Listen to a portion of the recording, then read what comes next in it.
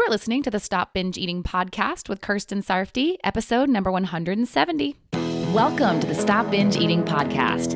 It's time for you to end your food obsession and begin feeling confident and in control around food. You are absolutely capable of eliminating binge eating from your life, and I'm going to show you how by giving you simple tools and insights that you can apply in your own life. I'm your host, Kirsten Sarfty. Now let's get to it. Hello, how are you? I am so good. Today is my first day back at work after going to Los Angeles for a week. One of my best friends got married, and I was one of his best men, the only female best man. There were no groomsmen, just 5 of us best men along with 5 maids of honor, and it was so much freaking fun. So many laughs with so many people that I love so much, and so much dancing. There was one point during the reception that I was dancing so hard, like completely not giving a crap and just bouncing around, enjoying myself so much that the band was actually laughing at me.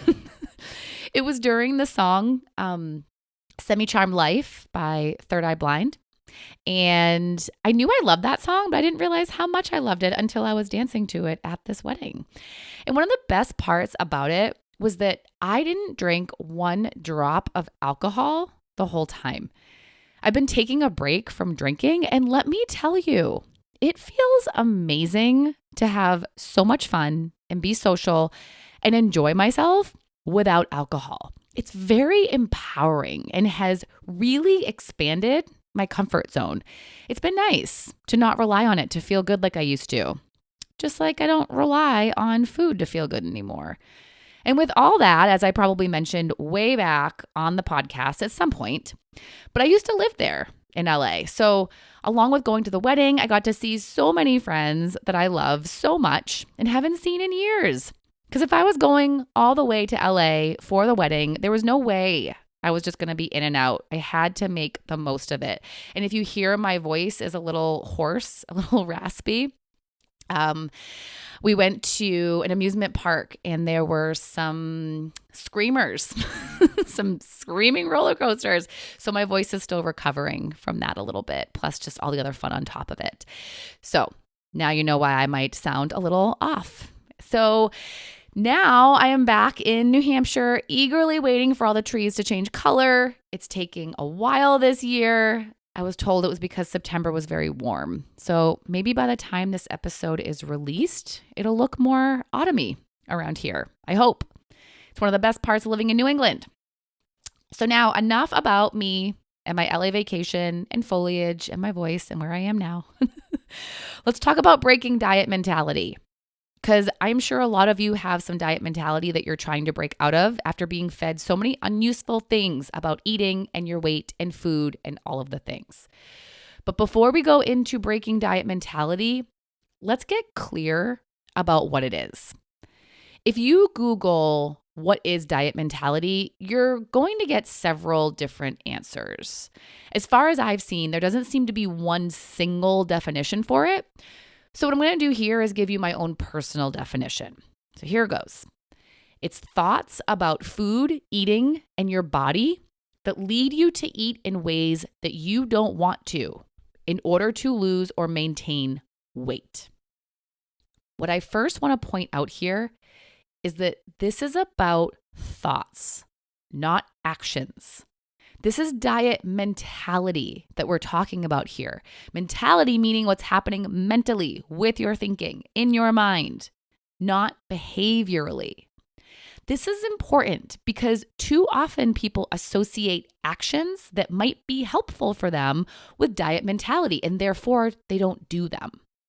There are behaviors and actions that people associate with dieting and that they're really resistant to doing because they worry it'll be contributing to diet mentality. But that's not how it actually is. And the one I see come up most often is planning food. I am a big advocate for planning and deciding ahead of time. It just makes it easier for you to make a decision in the moment because you already made the decision for yourself ahead of time. Now, you just need to follow through on it. And It's going to be so much easier to make decisions that you'll be happy with if you're making them when you're not feeling urges, desires, cravings, or emotions. In the moment when you're feeling them, there's a good chance you'll make a decision that will just satisfy the feeling, but you won't be satisfied with the decision after you're done eating. When you make your decision outside of the moment, you're more clear-headed, rational, and have your long-term goals and future self in mind, not just how you're feeling in the moment.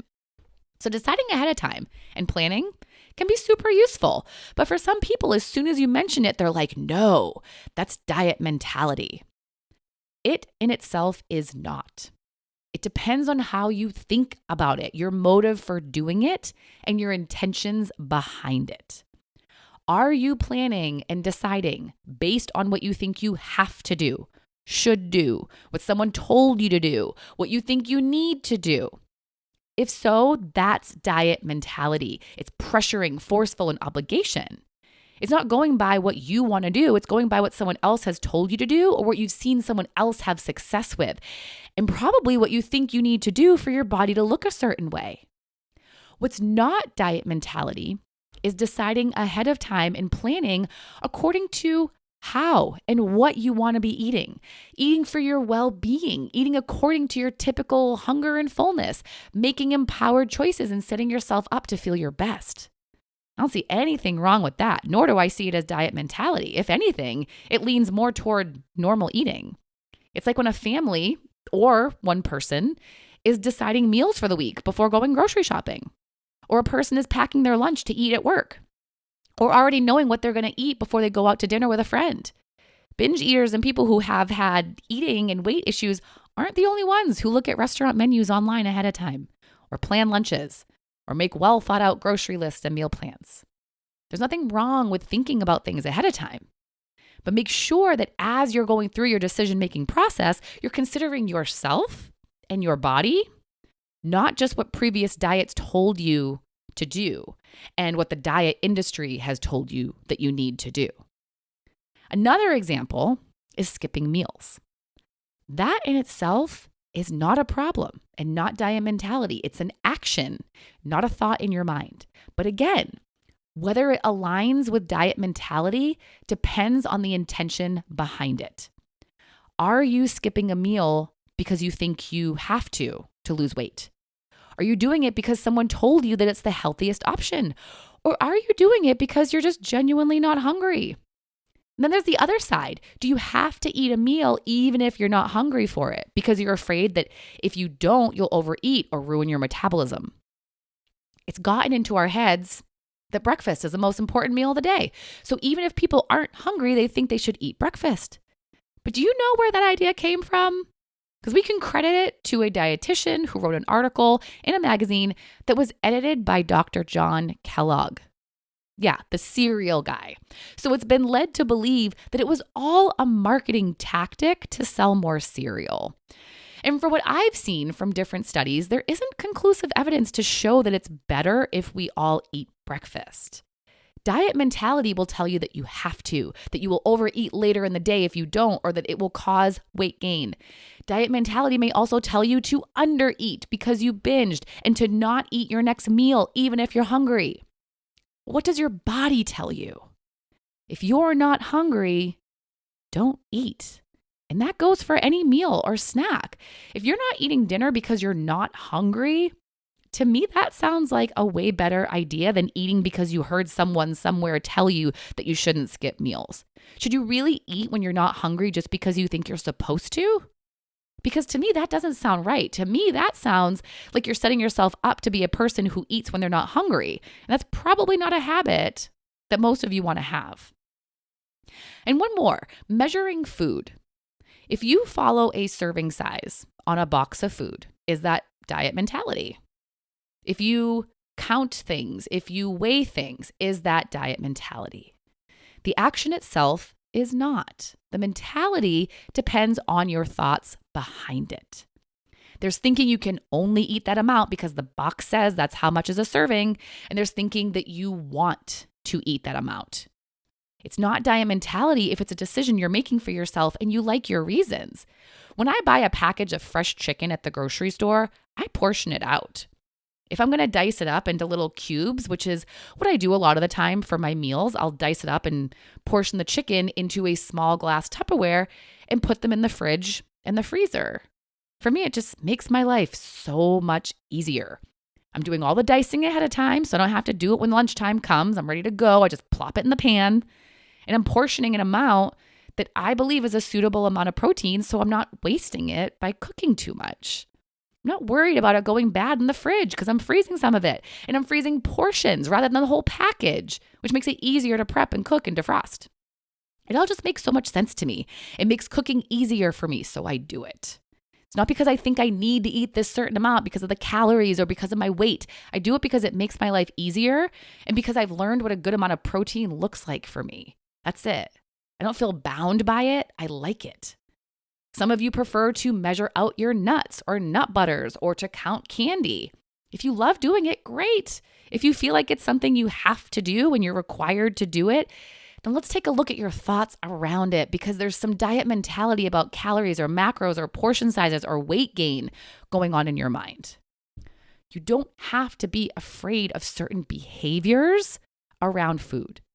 People have all different kinds of behaviors, even normal eaters. What matters is your thoughts behind it. If you have fear, obsession, deprivation, or pressure, then that's how you know there's diet mentality going on. And it's your thoughts about how you're eating that needs to change more so than the actual behaviors, as long as the behaviors aren't harming you or undernourishing you. Of course, we want to be eating enough food and not under eating. So let's just clear that and make sure those behaviors are not part of your eating, but making sure that you're not making your decisions based on what someone else has told you to do or what you don't actually want to be doing.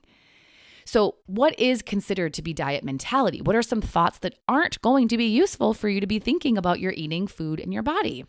Here's some examples. Thinking certain foods are off limits, foods that you want to be a part of your life. Thinking foods are good and bad. Not listening to your hunger. Thinking you have to eat how someone tells you to rather than how you want to, such as following a diet or an eating plan that you don't like.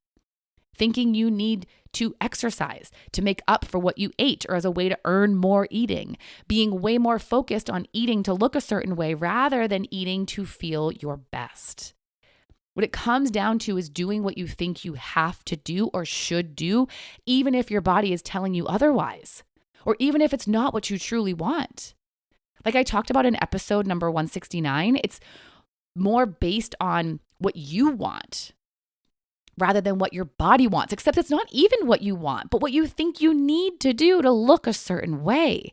So much of it is centered around changing your body or maintaining your body in ways that you don't want to be eating. It may also be centered around a belief that this is how you're going to be happy. You may be attributing thinness with happiness, and those two are not always tied together. You can have one without the other. Being thin doesn't automatically make you happy, and you don't have to be thin to be happy. You probably know or have been a person who has been thin and unhappy, or a person who is bigger and happy. So let's drop the idea that you have to be a certain weight to be happy. You can be happy no matter how your body looks.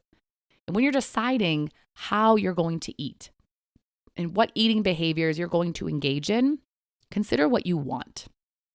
The first step of breaking out of the diet mentality is dropping these words: can't, need to, have to, should, or shouldn't.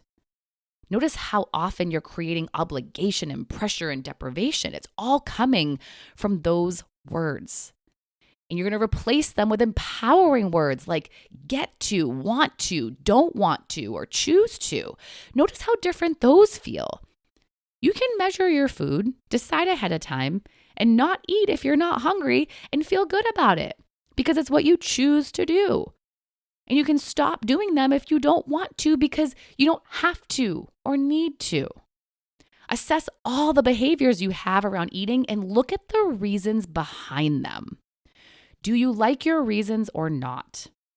If you're going to not eat after a certain time of night because you'll sleep better, this is an empowered decision. If you're doing it because you think you can't eat after a certain time because you'll gain weight, that's diet mentality. If you're not going to eat certain foods because you don't like how you feel when you eat them, that's an empowered decision. If you're doing it because you think they'll cause weight gain, that's diet mentality. It's not diet mentality when you're making decisions based on hunger, fullness, your personal taste preferences, how your body feels when you eat certain foods, amounts, and at certain times. I would say that's how normal eaters make their eating decisions. So notice the words that you're using to determine how you decide to eat. Notice what results you're expecting. What matters more than the actions is the reasons and intentions behind them. Make your own decisions for reasons you like. And I'm not saying that weight loss is a bad reason. You can eat for weight loss after you feel confident in your ability to not binge eat, of course. Make sure you work on your binge eating first. But you can aim for weight loss if you want to, but you can find a balance between eating in ways you want to and engaging in behaviors that you want to and getting the result of weight loss. What you don't want to do is completely ignore yourself, your wants, and your body's wants just for the sake of weight loss. That's for sure not going to end well or be sustainable. Create the mentality that you want to have around food. Decide how you want to be thinking about food, eating, and your body, and what behaviors you want to have be habits for you. And make sure your intentions and reasons align with your true self and wants. Notice when you start thinking in the obligated, pressure, deprived way, and switch it to the empowered way and practice that over and over. Anytime you notice you telling yourself that you can't, that you should, that you have to, that you need to, you can switch it into what you want to, what you get to do, what you're choosing to do. It's time to stop letting other people dictate what's right and wrong for you, and for you to make empowered decisions for yourself that you feel good about. All right, that's all for today. I will talk to you next time. Bye-bye.